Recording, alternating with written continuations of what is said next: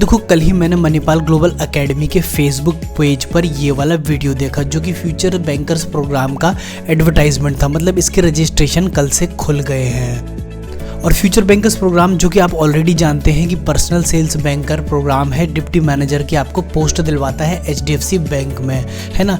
लेकिन इम्पोर्टेंट ये है कि 2024 में भी क्या future bankers program worth joining है, यानी कि क्या सच में 2024 में भी फ्यूचर बैंकर्स एक ग्रेट करियर हो सकता है ज्वाइन करने के लिए।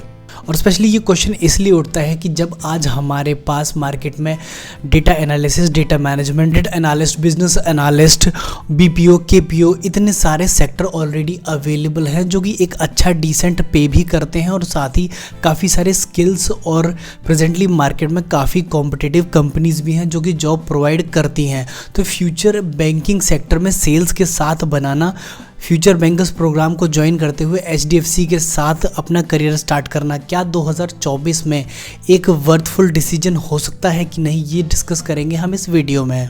और अगर तुम इस वीडियो को लाइक करोगे तो मैं तुम्हें ये गारंटी देता हूँ कि पूरा वीडियो देखने के बाद तुम्हें 100% क्लैरिटी के साथ ये समझ में आ जाएगा कि तुम्हें फ्यूचर बैंकर्स प्रोग्राम ज्वाइन करना है कि नहीं, और अगर नहीं भी करते हो तो तुम्हारे पास क्या फ्यूचर ऑप्शंस बनते हैं। तो चलिए एक बार शुरू से शुरू करते हैं। तो सबसे पहले देखते हैं कि 2024 में फ्यूचर बैंकर्स प्रोग्राम तुमको ऑफर क्या कर रहा है। तो ये ना आज भी डिप्टी मैनेजर पोस्ट प्रोवाइड करता है जिसका CTC 5.59 lakh rupees per annum बताता है।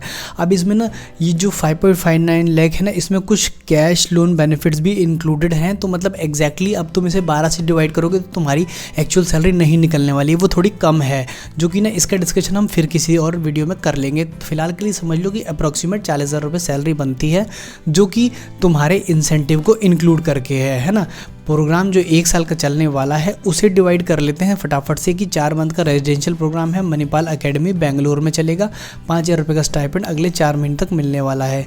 अब इस 4 महीने को कंप्लीट करने के बाद 2 महीने की होगी इंटर्नशिप। इंटर्नशिप जो है ना वो कहाँ होगी, वो होगी ब्रांच पर, और 10,000 रुपये उसके लिए स्टाइपेंड मिलेगा अगले 2 महीने तक। ठीक है, इसके बाद होगा ऑन द जॉब ट्रेनिंग अगले 6 मंथ्स के लिए। अब इस दौरान तुम्हें ना 80% ऑफ योर सैलरी मंथली जो तुम्हारी बनेगी ना वो मिल जाएगी यहाँ पर। अब 1 साल जैसी कंप्लीट होता है तो तुम्हारे हाथ में क्या आता है, तो देखो व्हाट यू विल गेट और व्हाट वुड यू पेड, है ना। तुम क्या पे करोगे। देखो 3-3.5 लाख रुपए का लोन पे करोगे, 1 साल अपना समय सेल्स करते हुए निकालोगे, जब जा करके तुम इस प्रोग्राम को कंप्लीट कर पाओगे। और इसके बाद तुम्हें क्या मिलेगा, लगभग 35,000 के अराउंड की सैलरी जो कि तुम इंसेंटिव के साथ अचीव करोगे। पर्सनल बैंकर का पोजीशन कहाँ, एचडीएफसी बैंक में, और diploma sales and relationship banking में। ठीक है, ये है वो जो तुम्हें मिल जाएगा। लेकिन अगर तुम यहाँ नहीं जाते हो तो तुम क्या कर सकते हो, तो मैं देखो ऑप्शंस बताता हूँ। Option if you don't go for banking program, तो देखो फ्यूचर बैंकर्स प्रोग्राम तुमने देख लिया। अब अगर जिन लोगों को एक्चुअली सेल्स में इंटरेस्ट नहीं होता है वो दूसरी तरफ ऑप्शन एक्सप्लोर करना स्टार्ट करेंगे। तो देखो एक्सप्लोर करने से पहले मैं तुम्हें ना बैंकिंग सेक्टर की एक सच्चाई बता दूँ। तो देखो जो हमारे बैंक में इमेज बनी हुई है, जो हमारे बैंक की इमेज हमारे ब्रेन में है वो दादाजी के टाइम की, यानी कि बैंक जो होते हैं वो पैसा निकालने, जमा कराने, चेक क्लियर कराने और खाते की एंट्री वगैरह करने के लिए होते हैं। वहाँ पर कुछ लोग बैठे होते हैं जो बैंक में बैठ करके कुछ ऑपरेशंस के टास्क परफॉर्म करते हैं। अब तक हमारे बैंक के लिए हमारा यही एक कैरेक्टरिस्टिक्स या एक हमारा इमेज जो बन के आता है वो यही है। बट सच्चाई आज के डेट में ये है कि जो प्राइवेट बैंक हैं वो कम्प्लीटली ना फाइनेंशियल इंस्टीट्यूशंस हैं। इनके पास बैंकिंग के लाइसेंस तो हैं बट इनका प्योर और कोर ऑब्जेक्टिव किसी तरह से इंश्योरेंस के प्रोडक्ट सेल करना, SIP को सेल करना और कस्टमर से ज़्यादा इन्वेस्टमेंट करवाना है। इसका ऑब्जेक्टिव कि उन्हें ज़्यादा से ज़्यादा पैसा कस्टमर का ले करके आना है जिसे वो फ्यूचर में इन्वेस्ट करके मोटा इंसेंटिव या प्रॉफिट कमा सके। तो अब तुम्हें समझ में आया कि बैंक जो है ना प्राइवेट के वो एक्चुअली फाइनेंशियल इंस्टीट्यूशंस हैं। मतलब वहाँ पर ना सेल्स कभी ख़त्म नहीं होगी और ऑपरेशन के लिए तुम्हें कोई नंबर देगा नहीं, यानी कि मार्क्स नहीं मिलने वाले। ठीक है, तो अब ऐसे में तुम जब ऑपरेशन की ही जॉब ढूंढना चाहते हो तुम बहुत सारे दूसरे करियर एक्सप्लोर करने लगते हो, है ना। तो अब तुम्हारे पास क्या क्या ऑप्शन बचते हैं या दिखाई देते हैं। तो पहला ऑप्शन जो है ना वो है entry eight A graduate level in KPO, BPO, finance company, NBFC, MFI और बैंकिंग।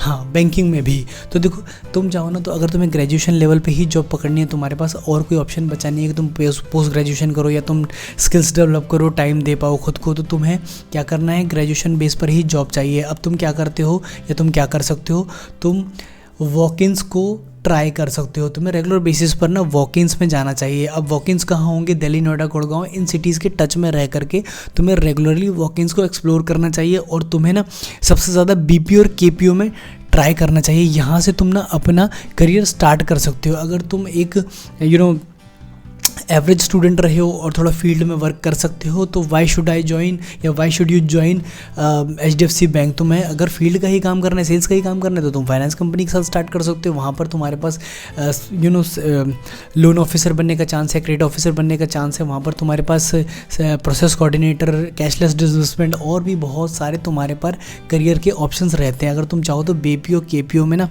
प्रोसेस एसोसिएट या voice process, non voice process, इन जॉब्स को ट्राई कर सकते हो। और ये जॉब्स ना 17 से लेकर के 30,000 रुपये तक सैलरी दे देती हैं। मतलब 1 साल के स्पैन में तुम इतना करीब पालोगे। मतलब यानी कि अगर मैं फ्यूचर बैंकर से इसको कंपेयर करूं तो लगभग 1.5 से 2 साल में तुम उतना पहुंच जाओगे जितना एक फ्यूचर बैंकर्स को मिलता है कि नहीं। अब इसके बाद ऑप्शन नंबर 2 की बात करते हैं, जहाँ पर तुम स्किल्स डेवलप करोगे और डिग्री, प्रोफेशनल कोर्सेज को टाइम और मनी दोनों दोगे। टाइम, मनी भी दोगे और टाइम भी दोगे। तो ऐसे में तुम CFA में पूरा नहीं कह रहा हूँ, CFA का लेवल 1 क्लियर कर सकते हो। CPA जो कि आसान है वो आसानी से पूरा कंप्लीट कर सकते हो और ये लगभग 1.5 से 2 साल में हो भी जाता है। CA में थोड़ा सा डिफिकल्ट है बट इसका भी लेवल 1 तुम अचीव कर सकते हो। CA इंटर जो कि फर्स्ट लेवल है ग्रेजुएशन के बाद। अगर तुम सिर्फ एक ये ही निकाल लेते हो, ACC का डिप्लोमा है, ये भी लगभग 20,000 रुपये के आसपास इसमें खर्च होते हैं, ये कर सकते हो।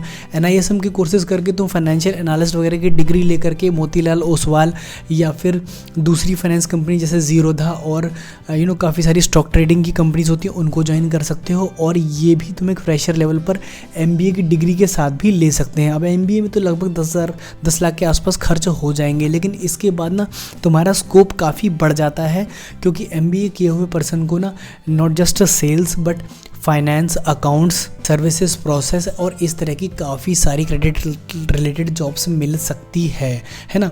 अब प्लेसमेंट गारंटी कोर्सेज के बारे में और एक बार बात करेंगे। कुछ कंपनीज या ऑर्गेनाइजेशंस स्मार्ट सिटीज़ में ऐसी भी होती हैं जो थ्रू रिमोट और थ्रू क्लासेस आपको ना ऐसी स्किल्स डेवलप करने का मौका देती हैं जहां पर वो जॉब और स्किल्स दोनों ही ऑफर करती हैं। मतलब यानी कि आपकी जॉब कंप्लीट होने या लगने के बाद आपको इस कोर्स का पैसा देना होता है। तो ऐसे काफ़ी सारे कोर्सेज हैं जो कि ना आपकी सैलरी में से आपसे एक कमिटमेंट या बॉन्ड भरवा लेते हैं कि अगर आप हमारे कोर्स को कंप्लीट करते हैं और उसके बाद जो हम आपको इंटरव्यू का चांस देंगे जहां आपकी जॉब लग ही जाएगी, तो आपको ये जॉब लगने के बाद आपकी सैलरी में से हमें इतना पैसा इस पर्टिकुलर कोर्स को कंप्लीट करने के लिए देना पड़ेगा, है ना।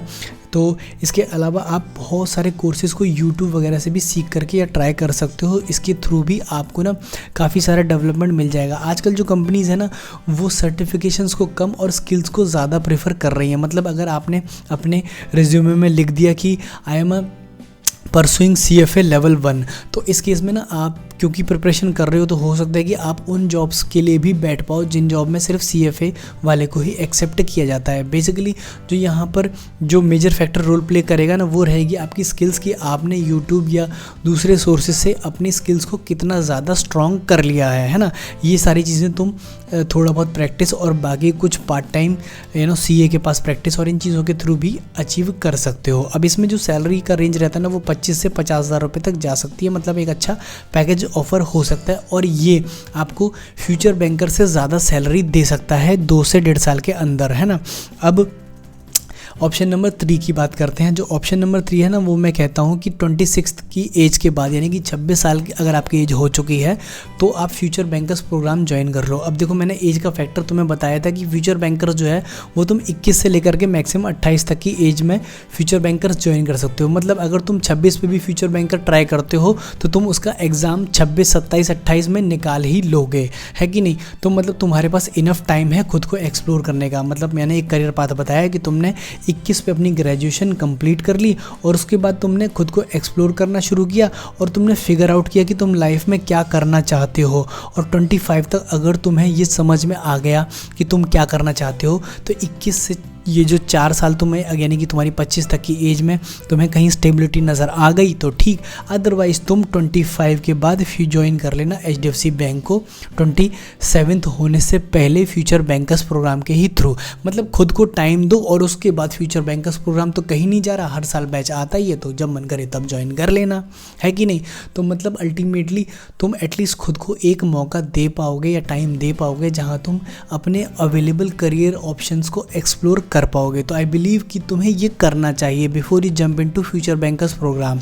और अगर तुमने डेफिनेटली मन बना ही लिया है, तुम्हारे किसी सीनियर ने तुम्हें एडवाइस दे ही दी है कि हाँ भाई फ्यूचर बैंकर्स उसने किया है, उसका अच्छा एक्सपीरियंस रहा है, या किसी भी एल्डर ब्रदर या पेरेंट ने तुम्हें बताया है कि तुम्हें फ्यूचर बैंकर्स ज्वाइन करना चाहिए, तो डेफिनेटली तुम आंख बंद करके ज्वाइन कर लो। तो वीडियो को लाइक कर देना, चैनल को सब्सक्राइब कर लेना, अच्छा लगा हो तो कमेंट सेक्शन में ज़रूर बताना, है ना। तब तक के लिए थैंक यू सो मच।